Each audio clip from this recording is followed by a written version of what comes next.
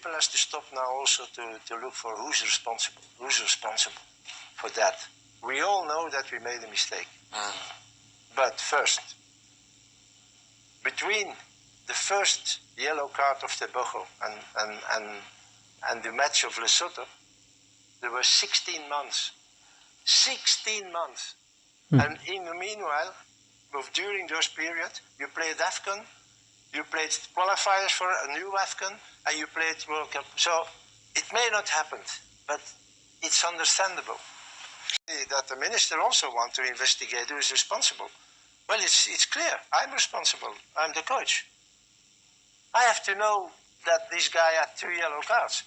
My technical staff is responsible because they didn't tell me, hey, Tebogo has 2 yellow cards. The team manager is responsible, but he didn't have the follow-up. The player is responsible because he didn't say us anything. And the administration of SAFA is responsible. So now everybody knows who's responsible. So stop with it. Just focus on the 2 games that are coming now and support us like you did already the months before. And we will see where we will arrive.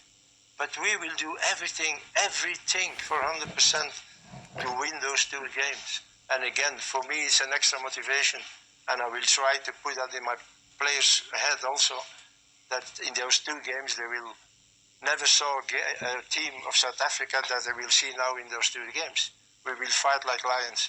No, with everything that happened in the last 2 weeks. Yeah. But we are still alive, huh? And people are trying to forget that, I think.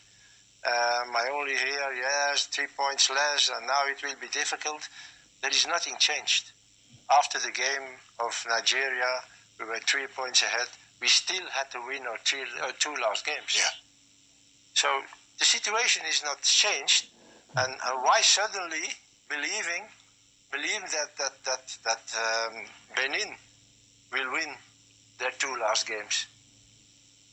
Are we not? Why? I don't understand why people start now doubting, and suddenly it's like, we can't qualify anymore. For me, honestly, I was also down. I have to be honest. Yeah.